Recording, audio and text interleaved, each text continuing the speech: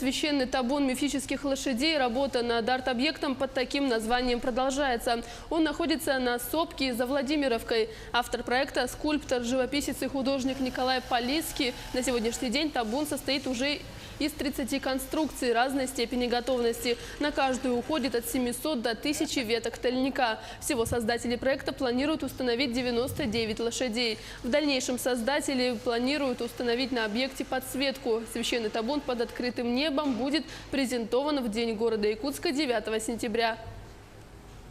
Каркас собирается вот такой.